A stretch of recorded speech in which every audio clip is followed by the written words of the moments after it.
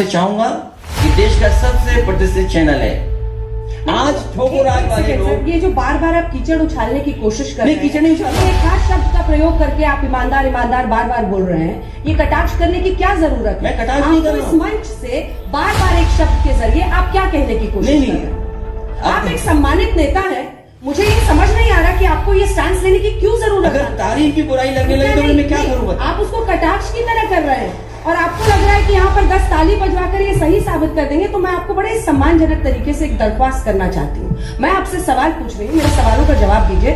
बार बार एक शब्द की आड़ में किसी पर प्रहार करने की कोशिश मत कीजिए। अखिलेश यादव जी, आप ही जानते हैं आप क्या कर रहे हैं। नहीं, ये और लोग होंगे जो इसको बर्दाश्त कर लेंगे, ये और लोग होंगे जो सवाल नहीं दूसरों से पूछते होंगे तो इसको स्वीकार लेंगे, लेकिन मैं इसको स्वीकारने को तैयार नहीं हूं। मैंने बड़े संयम के साथ आपकी बात को बार बार सुना, लेकिन अब मुझे लगता है मुझे इंटरवीन करना होगा। आप समाजवादी पार्टी के बड़े नेता हो सकते हैं, लेकिन आपको कोई अधिकार नहीं देता कि आप मेरे ऊपर इस तरह से टिप्पणी करें, कटाक्ष करें। सर, बड़े सम्मान के साथ मैं आपको, और मेरा भी अधिकार ये है, मेरा ये धर्म है कि मैं आपसे सवाल पूछूं, मेरा ये धर्म है मैं बीजेपी से पूछूं, और आप पूछ लीजिए इस मंच से। हम लोग सुबह से सवाल पूछ रहे हैं, पता नहीं क्यों आज आपने। अच्छा, आपकी बात खत्म हो गई? नहीं, मेरी बात खत्म नहीं हुई है, मेरी बात खत्म नहीं हुई है, क्योंकि आप बार बार एक शब्द की आड़ में जो करने की कोशिश कर रहे हैं वो जनता भी देख रही है। मत कीजिए। आज तक जैसे प्रतिष्ठित चैनल पर जनता देख रही है, इसीलिए हर किसी की आवाज सुनाते हैं, जनता देख रही है, किसी की आवाज सुनाते हैं, आज तक पर हर किसी की आवाज सुनाते हैं। अब वापस इंटरव्यू में आते हैं, क्योंकि ना बात मेरे ईगो की है ना आपकी है, बात उत्तर प्रदेश के चुनाव की है, 10 मार्च के नतीजों की है। मैं भी आपका सम्मान कर रही हूँ और मैं उम्मीद करूंगी कि आप भी उसी तरीके से मेरे सवालों का जवाब दें। वो और लोग होंगे जिन पर आप ये टिप्पणी, मैं आपका पूरा सम्मान करता हूं। आज तक पर नहीं। अब अच्छा, मैं पूरा सम्मान, ईमानदारी के पैमाने पर मैं द बेल्ट हिटिंग वाली बात जो है ना, ये ठीक नहीं है। अच्छा ठीक है, एक सम्मान की बात मैं आपसे कहना चाहता हूँ। आपने मुझ पे आरोप इसलिए लगाया कि मैं यादव हूँ। मैं पॉलिटिकल सवाल पूछ रही हूँ, मैं आपसे पॉलिटिकल सवाल पूछ रही हूँ। नहीं, मैं उसमें जवाब दे रहा हूँ। नहीं, मैं आपसे उम्मीद करता हूँ, पूछ रही हूँ कि जिन मुद्दों पर आपको घेरा जाता है उस पर जवाब। हाँ, मैं वही जवाब दे रहा हूँ। ये सवाल इसलिए पूछा जा रहा है क्योंकि मैं यादव हूँ। माँ गंगा की सफाई आप तो कुछ पूछ ही नहीं रहे।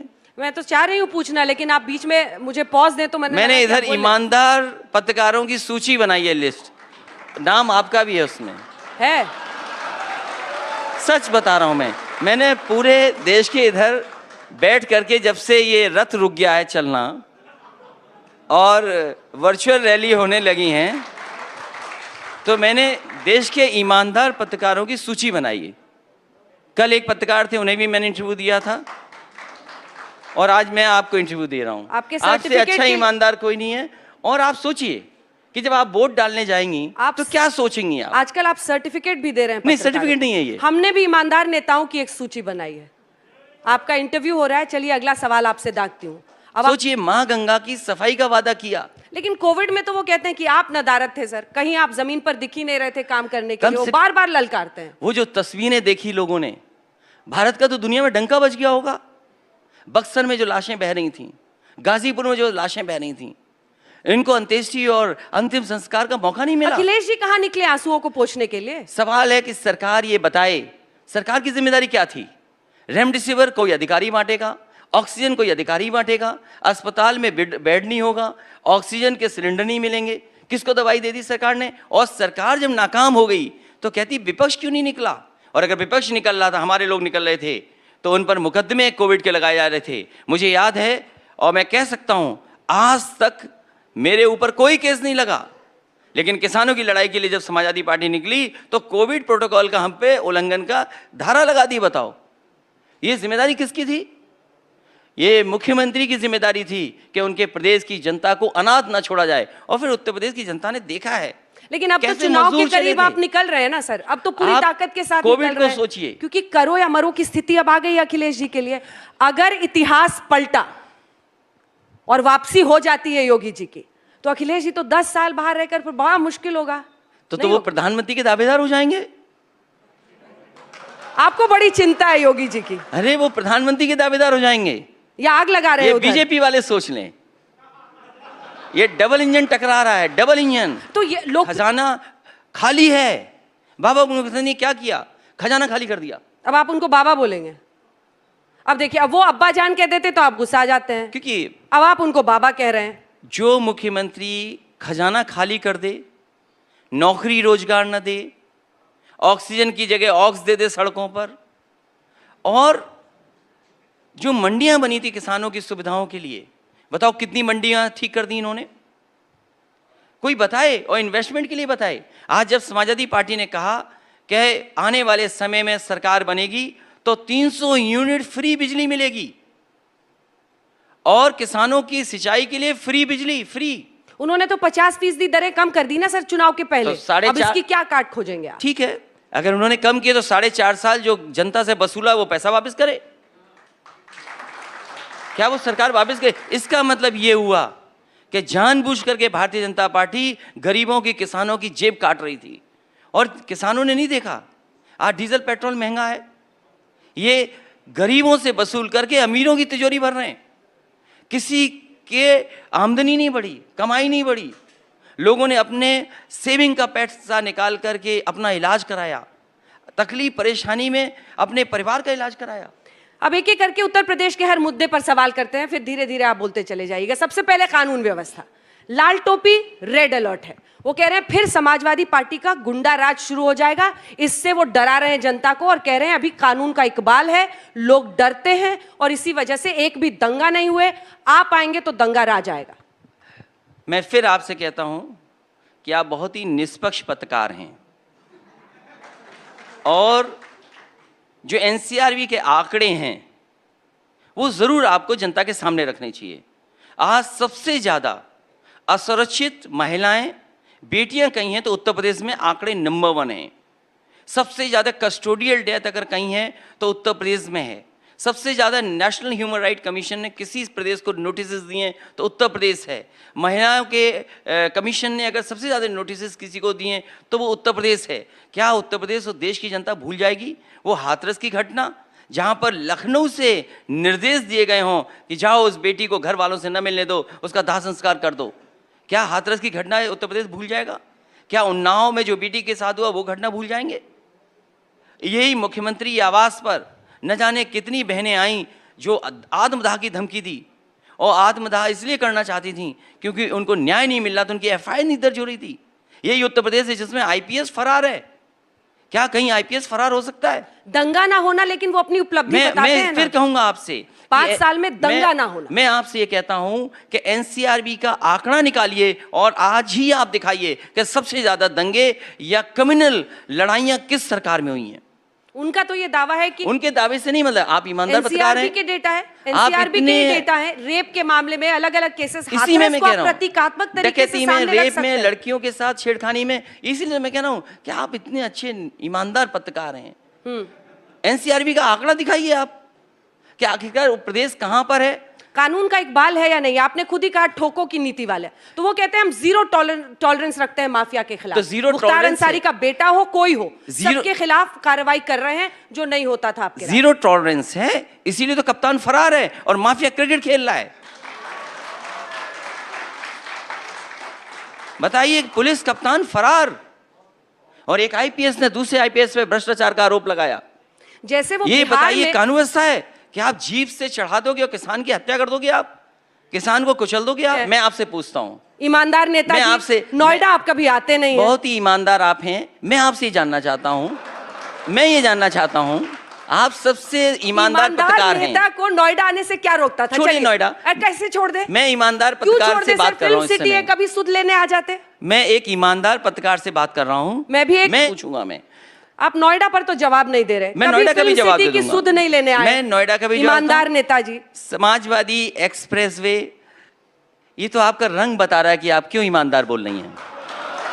मेरा रंग बता रहा है मतलब? ये रंग ऐसी चीज है, ये लाल रंग ऐसा है कि चेहरे पे बता देता है कि आप ऐसा शब्द क्यों बोल रही हैं। आज तक बहुत पुराना चैनल है, मुझ पर टिप्पणी करने से बेहतर ये होगा कि आप बताएं कि नोएडा आने से ईमानदार नेताजी क्यों भड़कते थे, आप क्यों डरते थे? सबसे प्रिय काम भारतीय जनता पार्टी का शौचालय बनाना। एक शौचालय अगर हो पूरे एक्सप्रेसवे में तो बताइए आप। ये नकल नहीं की समाजवादी सरकार की कि हम हवाई जहाज उतारेंगे। हवाई जहाज किसने उतारा सबसे पहले सड़क पर, ये बताइए देश में? अगर आप ईमानदार हैं तो आप बताइए कि एक्सप्रेसवे पे सबसे ज्यादा एक्सप्रेसवे पे किसने हवाई जहाज उतारा? आप वही चुनेंगे जो सुनना आप चाहते हैं। हम लोगों ने बताया है कि आपने एक्सप्रेसवे पर एक भी बार नहीं बताया। कब बताया? आपने एक भी बार ये नहीं कहा होगा कि समाजवादी सरकार आप का मेरा ये हर बना हुआ बुलेटिन देख एक्सप्रेसवे रहे हैं। है जिस पर सबसे पहले हवाई जहाज समाजवादी सरकार ने उतारा था। अगर अच्छा, एक भी बार आपने बताया हो तो बताइए। आज तक ने कई बार बताया, मैंने भी खुद बताया है। जिस दिन आपने ये विमान कभी नहीं एक्सप्रेस हुआ बताया। मुझे याद है जिस समय समाजवादी सरकार नहीं थी, सेकंड टाइम हरकुलस उतरा था जिसमें सुकोई मिराज उतरे थे, एक भी चैनल ने ये नहीं बताया कि ये समाजवादी सरकार का बना हुआ एक्सप्रेसवे है। ये आप ये गलत रोना है आपका। मैं तो आप आर्काइव में होगा चाहेंगे तो मैं आपका आपको वीडियो। लिंक भेज दूंगी, आप मुझे देख लिंक लीजिएगा। भेज आपके दीजिएगा। ऑफिस आपको दिखा देगा कि हमने आज तक पर बताया था। अगले सवाल पर जरा आते हैं, क्योंकि मुझे पता है आप नोएडा से भाग रहे हैं। नहीं, नोएडा से नहीं भाग रहा हूँ। कहाँ जवाब दिया सर आपने? आप पूछे नोएडा आप पे। बताइए नोएडा क्यों नहीं आए? नोएडा इसलिए नहीं, वो माना जाता है जो चला जाता है वो मुख्यमंत्री यहाँ बनता है। और हमारे बाबा मुख्यमंत्री जी ऐसे हुआ है, इस बार दोबारा अंधविश्वास। नहीं बनेंगे। पर कहाँ, सरकार तो गिरी नहीं उनकी। देखिए, आप हम लोग भी तो डरते थे सरकार अगर गिर जाती है। हम कुछ चीजें ऐसे माने। ऐसे अंधविश्वास। हाँ ठीक है, तो धर्म भी कभी कभी अंधविश्वास होता है। हाँ, इसीलिए तो हम आपसे पूछ रहे हैं कि कृष्ण जी क्यों सपने में आने लगे चुनाव के इसलिए लिए? सपने में आ गए, मेरे कुल भगवान है। और कृष्ण भगवान के बारे में सब जानता हूँ। मैं आपसे सवाल पूछ क्या लूं? मथुरा आप ये पर- बताइए, कृष्ण सर, भगवान जब भूमिका बचपन मत में बदलिए, थे तो मुझे किस पूछ पेड़ लीजिए। से बांधा गया था उन्हें? मुझसे मत पूछिए, आप ही जरा सवाल का जवाब दीजिए। अगर आप ऐसे हैं आप तो मुझे मैं आपसे बताइए। जानना चाहता नहीं, हूँ। आप मुझसे, मैं कि सवाल कृष्ण पूछूंगी भगवान ना कि- आपसे। मुझे ये बताइए मैं भी कि एक क्या जानकारी मथुरा जानना पर चाहूंगा। आप घिर गए हैं? मैं नहीं, इसलिए पूछ मथुरा रही में हूँ, नहीं गिर गया सुनिए। मैं।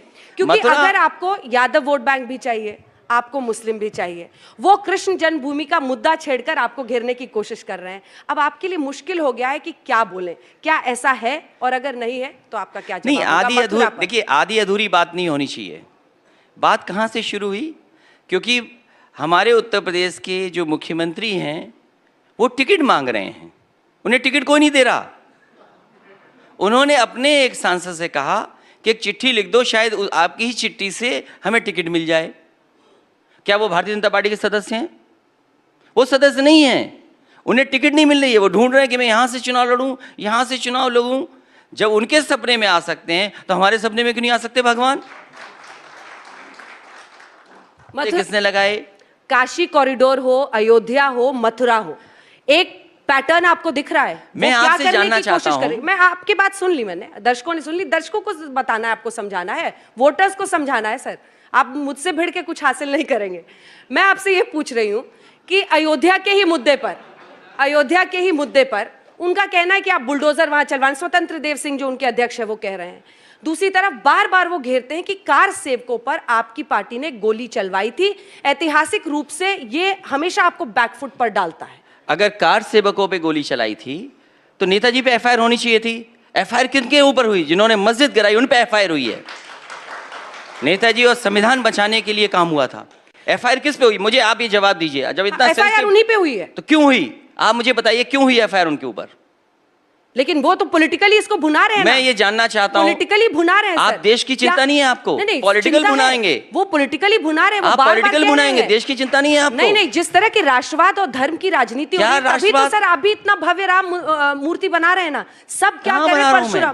परशुराम जी की तो आपने मूर्ति लगवाई कोई अगर ना। मुझे बुलाएगा भगवान परशुराम के दर्शन के लिए तो मैं जाऊंगा। नकल तो वो कर रहे हैं। जैसे ही भगवान परशुराम का हम लोगों ने मंदिर में जाकर के भगवान का दर्शन किया, भारतीय जनता पार्टी को भी याद आ गया कि भगवान परशुराम भी कोई हैं। तो एक छोटे से भगवान परशुराम जी का मंदिर का उद्घाटन, वो दर्शन करने जा रहे हैं। तो क्या लोग जानते होंगे कि हरदोआगंज का कारखाना अभी चालू नहीं हुआ, उद्घाटन करके आ गए। कारखाने का नाम नहीं बोल पाए। जो कारखाने का नाम नहीं बोल पाते हैं वो बिजली क्या सस्ती करेंगे उत्तर प्रदेश की? जिस पर बीजेपी आपको घेर रही है सर, वो है परिवारवाद का। इस पर क्या जवाब है? इसका क्या काट है आपके पास? अच्छी बात है। वो कहते हैं कि बबुआ ही रहेंगे अखिलेश जी। जो परिवार वाले होते हैं वही दुख दर्द समझ सकते हैं परिवार वालों का। क्या जवाब है सरकार के पास? वो तो कहते हैं कि अब कोई दूसरा जो समाजवादी पार्टी का कार्यकर्ता है वो कभी अध्यक्ष बनने की, मुख्यमंत्री बनने की सोच ही नहीं सकता, क्योंकि परिवार की वजह से वो कुर्सी आपके लिए सुरक्षित रहेगी। और भारतीय जनता पार्टी का परिवारवाद नहीं है क्या? आप गिनिए भारतीय जनता पार्टी का परिवार कितना बड़ा है। क्या अपनी कुर्सी पर नहीं बैठाते हैं? आप बताइए, कर्नाटका में जो मुख्यमंत्री बने उनके पिताजी क्या थे? क्या उत्तर प्रदेश में परिवारवाद नहीं है? भारतीय जनता पार्टी वो वॉशिंग मशीन है। अपराधी हैं तो साफ होकर के आ जाएंगे, माफिया हैं तो साफ होकर के आ जाएंगे, उन्हें अपना परिवारवाद नहीं दिखाई देता है। क्या कर्नाटक के मुख्यमंत्री के पिताजी मुख्यमंत्री नहीं थे? क्या जवाब है आपके पास? परिवारवाद क्या चलेगा। जवाब है आपके पास? उत्तर प्रदेश में परिवारवाद एक चलेगा। दिल्ली के मंत्री हैं, उनका बेटा है, टिकट पाता है, वो नहीं है परिवारवाद? चलिए अब आप और एक और मुख्यमंत्री रहे, उनके परिवार के दो लोग हैं, टिकट पाते हैं, वो परिवारवाद नहीं है? आप बताइए परिवारवाद की डेफिनेशन क्या है? चलिए आप अब बताइए आपके डेफिनेशन क्या है? मैनिफेस्टो पर ये आते वही हैं। डेफिनेशन है जो बीजेपी दे देगी आपको। इसीलिए तो मैं कहता हूं कि कितने ईमानदार नहीं, पत्रकार नहीं। हैं आप। सवाल ये है अखिलेश जी, सवाल ये है अखिलेश जी कि देखिए जिन इश्यूज के साथ बीजेपी चुनावी मैदान में आपको घेर रही है उस पर आपका क्या जवाब है? बीजेपी अपना और आप तो परिवारवाद गुस्सा क्यों नहीं बताती है? आप तो आपा नहीं खोते हैं usually। नहीं, बीजेपी के गुस्सा नहीं परिवारवाद करते क्यों हैं? आप तो हंसते हुए बात करते हैं, आज पता नहीं क्यों थोड़ा गुस्सा रहे हैं। बीजेपी का परिवार, मुझे इसलिए कि जिन्हें परिवार का दुख दर्द नहीं पता है वो परिवारवाद की बात क्यों कर रहे हैं? आपका क्या ऐसा मैनिफेस्टो रहेगा जिससे आप बीजेपी को काट पाएंगे? अभी दो ही मुद्दे मैंने उठाए हैं। मैनिफेस्टो हमारा आएगा। समाजवादी पार्टी ने कहा है कि उत्तर प्रदेश की जनता को 300 यूनिट फ्री बिजली देने का काम समाजवादी लोग करेंगे, और उसका बाकायदा मैप है हमारे पास। जो कारखाने बिजली के बनना शुरू हुए थे, ये सरकार अगर पूरा कर देती तो आज उत्तर प्रदेश में सस्ती बिजली होती, कारखाने भी लगते, गरीबों को भी फायदा होता, किसान को भी फायदा होता। लेकिन इस सरकार ने बिजली के कारखाने नहीं लगाए। और प्रदेश में आते दूसरा किया है कि समाजवादी सरकार बनने पर नौजवानों का भविष्य बेहतर करने के लिए लैपटॉप देने का काम करेंगे। और ये नहीं कि टैबलेट जैसी टैबलेट दे दें हम। हमारे बाबा मुख्यमंत्री जी है, बोले टैबलेट देंगे, 4.5 साल पता नहीं कौन सी टैबलेट देते रहे, और अब जाने कौन सी टैबलेट दे दी उन्होंने। और पश्चिमी क्या उत्तर स्मार्टफोन प्रदेश दिया पर है, वो खुद स्मार्टफोन नहीं चला पाते हैं। ये बड़ा अच्छा है, आप दोनों एक दूसरे के बारे में खूब कमेंट्स करते हैं। उन्होंने इंटरव्यू में मुझे कहा कि मैं तो हमेशा हालचाल पूछता हूँ अखिलेश जी से, लेकिन रात में फोन करता हूँ क्योंकि वो बड़ा लेट से उठते हैं तो बात नहीं हो पाती। आप कह रहे हैं वो स्मार्टफोन नहीं चला पाते। ये मिलते जुलते कब हैं आप लोग? मैं तो नहीं मिलता कभी। तो कैसे पता चला स्मार्टफोन नहीं मुझे चला तो पाते? जानकारी थी, जो अधिकारी उनके यहाँ भी हैं वो हमारे यहाँ भी कभी थे।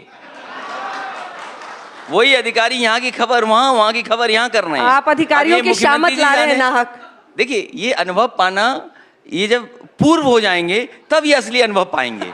सबसे कठोर और बिटर अनुभव रहा। अधिकारी किसी के नहीं है, और उनसे काम लेना आना चाहिए, उनकी बात नहीं सुनना चाहिए। पता नहीं कौन कौन से अधिकारी को आप खतरे में डाल रहे हैं। वो मुख्यमंत्री जी जाने। एक तो हमारे गांव का पड़ोसी है जिसका बहुत सुन रहे हैं आजकल। अब किसानों के मुद्दे पर आते हैं, पश्चिमी उत्तर प्रदेश पर आते हैं। तीनों कृषि कानूनों की वापसी सरकार ने करा दी। उनको लग रहा है कि अब इससे किसान उनकी तरफ आ जाएंगे। क्या गलत सोच रहे हो? और आरएलडी के साथ आपके गठबंधन से आप कितने आश्वस्त हैं कि जाट वोट आपकी तरफ आए? पंजाब के किसान प्रधानमंत्री जी को जाने देते, और कम से कम खाली कुर्सियां देकर के प्रधानमंत्री जी का भाषण जो होता वो बताते कि 3 कानून क्यों लागू किए और 3 कानून क्यों हटा दिए। ये भारतीय जनता पार्टी बताती कि किसान आपकी तरफ आ जाएंगे। वो तो आश्वस्त हैं कि तीनों कृषि कानूनों की वापसी सरकार ने ऐसा किसी कानून में नहीं किया। कम से कम भारतीय जनता पार्टी ये बताए कि जिन किसानों को इन्होंने आतंकवादी कहा, उन्हीं किसानों को पुजारी क्यों कह रहे हैं, उनकी पूजा क्यों कर रहे हो? इसका मतलब वोट के खातिर आपने ये कानून वापस लिए हैं। किसान समझदार है, वो जानता है कि हो सकता है उसके वोट के साथ खिलवाड़ हो जाए, इसलिए एक भी वोट वो भारतीय जनता पार्टी को नहीं देने वाले। बोल रहे हैं 80% बनाम 20% है। वो 80% झूठ बोलते हैं, 20% सच बोलते हैं। ये नहीं पता लगा आपको? वो जो 80 और 20 बता रहे हैं, वो भारतीय जनता पार्टी कह रही है कि हम 80% झूठ बोलते हैं, केवल 20% सच होता है हमारा। गया मंच पर और विधायक जी के एक सांसद कूटा गया। कई विधायक सांसद घुस नहीं पा रहे हैं। सोचिए, आप देश के गवर्नर ये कहें एक स्टेट के कि अगर भारतीय जनता पार्टी गांव में घुसी तो पीटी जाएगी।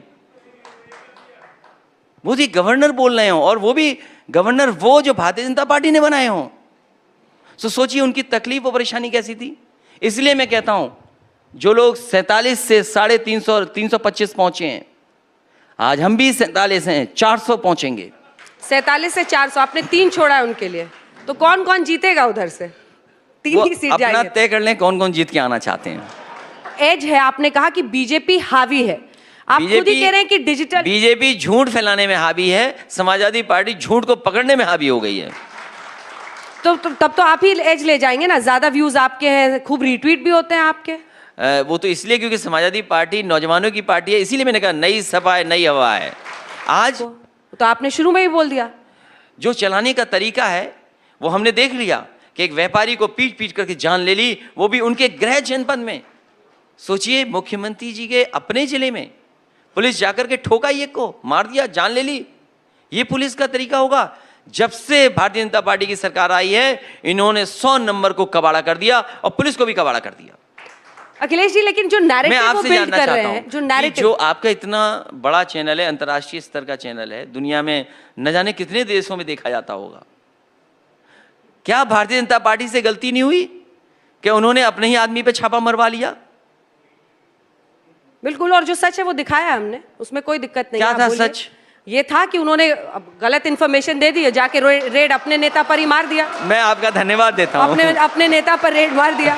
लेकिन मैं आपका धन्यवाद देता हूं। सवाल ये है कि नैरेटिव जो बन रहा है, देखिए ये जो आप मुस्कुरा रहे हैं, हंस रहे हैं और सामने वाले आपके ताली पीट रहे हैं, यही वो दबाव की राजनीति है जिसका लोग विरोध करते हैं। नहीं, और देखिए, अब खुश होने पे क्या पाबंदी लगाएंगे? खुश होने पे नहीं पाबंदी है, लेकिन अरे ताली पे क्या पाबंदी लगेगी? खुश होने से 10 कदम आगे भी बढ़ रहे हैं। लेकिन अगर भारतीय जनता पार्टी आ गई तो खुश भी नहीं होने देगी आपको। प्रियंका सोचिए, जो कलाम साहब ने बनाया था, उद्घाटन किया हुआ, देश के राष्ट्रपति रहे, उनके उद्घाटन किए हुए काम को भी बर्बाद कर दिया सरकार ने।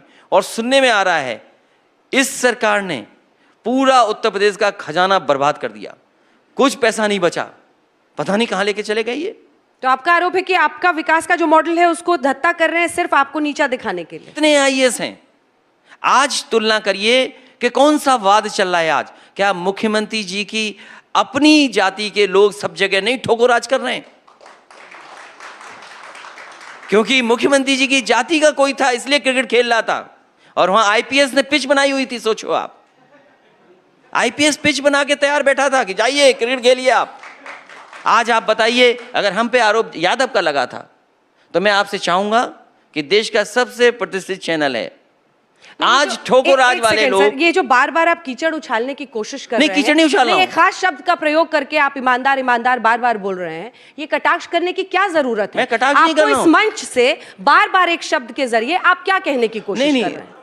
आप एक सम्मानित नेता हैं, मुझे ये समझ नहीं आ रहा कि आपको ये स्टैंड लेने की क्यों जरूरत है। अगर तारीफ भी बुराई लगने लगे तो मैं क्या करूं बताओ? आप उसको कटाक्ष की तरह कर रहे हैं और आपको लग रहा है कि यहाँ पर 10 ताली बजवाकर ये सही साबित कर देंगे। तो मैं आपको बड़े सम्मानजनक तरीके से एक दरख्वास्त करना चाहती हूँ। मैं आपसे सवाल पूछ रही हूँ, मेरे सवालों का जवाब दीजिए। बार बार एक शब्द की आड़ में किसी पर प्रहार करने की कोशिश मत कीजिए। अखिलेश यादव जी, आप भी जानते हैं आप क्या कर रहे हैं। नहीं, ये और लोग होंगे जो इसको बर्दाश्त कर लेंगे, ये और लोग होंगे जो सवाल नहीं दूसरों से पूछते होंगे तो इसको स्वीकार लेंगे, लेकिन मैं इसको स्वीकारने को तैयार नहीं हूं। मैंने बड़े संयम के साथ आपकी बात को बार बार सुना, लेकिन अब मुझे लगता है मुझे इंटरवीन करना होगा। आप समाजवादी पार्टी के बड़े नेता हो सकते हैं, लेकिन आपको कोई अधिकार नहीं देता कि आप मेरे ऊपर इस तरह से टिप्पणी करें, कटाक्ष करें। सर, बड़े सम्मान के साथ मैं आपको बोल रही हूं। और मेरा भी अधिकार ये है, मेरा ये धर्म है कि मैं आपसे सवाल पूछूं, मेरा ये धर्म है मैं बीजेपी से पूछूं, और आप पूछ लीजिए इस मंच से। हम लोग सुबह से सवाल पूछ रहे हैं, पता नहीं क्यों आज आपने। अच्छा, आपकी बात खत्म हो गई? नहीं, मेरी बात खत्म नहीं हुई है, मेरी बात खत्म नहीं हुई है, क्योंकि आप बार बार एक शब्द की आड़ में जो करने की कोशिश कर रहे हैं वो जनता भी देख रही है। मत कीजिए।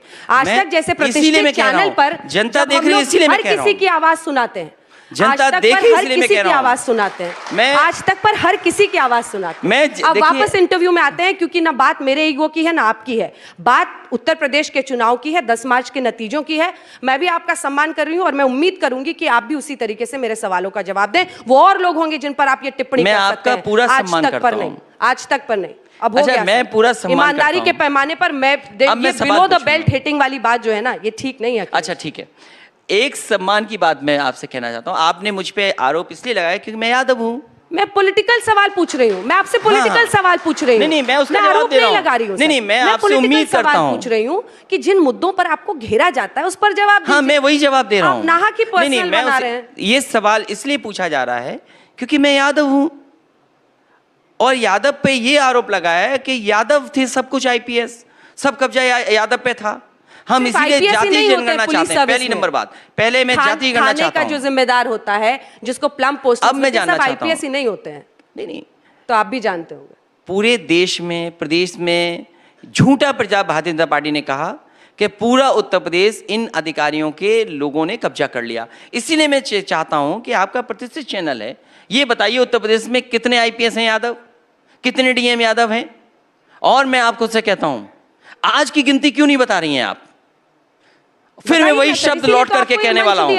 मैं फिर कहता हूं, आपको ये मंच इसीलिए दिया ना, आप जवाब दीजिए ना। मैं फिर कहता हूं, don't shoot the messenger. No, I am not shooting that. आपको जिस पर आक्रमण करना है उसके आंकड़े नीचे, उसके पोल खोलिए। उसकी पोल ये है कि सबसे ज्यादा जाति के आधार पर अगर कहीं काम हो रहा है तो भारतीय जनता पार्टी की सरकार में हो रहा है। कौन सी जात को फेवर कर रहे हैं? फिर आप पूछेंगी जात, मैं बोल दूंगा, फिर नाराज आप हो जाएंगी। कोई नाराज नहीं हो रहा। आप गलत शब्द बोलेंगे तो उस पर नाराजगी 100 बार जाहिर करूंगी। ईमानदारी गलत शब्द नहीं है। आप जिस ध्येय से बोल रहे हैं ना, आप जिस ध्येय से बोल रहे हैं अखिलेश जी, देखिए आप फिर वही खेल कर रहे हैं। आप फिर वही खेल करने की कोशिश कर रहे हैं। मैं आज के बाद ईमानदारी नहीं बोलूंगा। नहीं, ये गलत खेल कर रहे हैं आप। ये जो आप खेल करने की कोशिश कर रहे हैं ये गलत है। बताइए कौन सी जात को वो फेवर कर रहे हैं? देखिए, मैं जिस स्कूल में पढ़ा, हम लोग भी स्कूल कॉलेज में ही पढ़े। मैं जिस स्कूल में पढ़ा शायद उस स्कूल में आप नहीं पढ़ी, क्योंकि गर्ल्स नहीं पढ़ती थी मेरे स्कूल में। भारतीय जनता पार्टी के ने बताओ हम पे यादव का जातिवाद का आरोप लगाया कि नहीं लगाया? मैंने सरकार चलाई है और प्रतिष्ठित अखबार दैनिक जागरण था, उसने मेरे अपने चैनल में पूछा, मेरे सामने पूछा कि बताओ यादव अधिकारी ये कर रहे हैं कि नहीं कर रहे हैं? वो इसलिए कर रहे थे क्योंकि वो मुझे बदनाम करना चाहते थे। और आप भी सवाल इसलिए पूछ रही हैं क्योंकि मैं यादव हूं। तो ऐसा नहीं है। और आप जवाब इसलिए नहीं देना चाहती हो। उस वोट बैंक पर आपका नहीं, मुझे वोट बैंक की चिंता नहीं है। मुझे वोट बैंक की चिंता नहीं है, वोट तो मुझे मिलेगा और आपके कहने से जाने वाला भी नहीं है। कब तक पूर्व रहिएगा? चिंता तो होगी सर। अब मुझे अपने वोट की चिंता नहीं है, मुझे चिंता इस बात की है कि उत्तर प्रदेश में न्याय नहीं मिल रहा है, ठोक दे रहे हैं। क्या बताओ फेक इनकाउंटर हुए कि नहीं हुए? कोई बता दे फेक इनकाउंटर में सजा नोटिस मिले हैं? आज थानों में कौन है?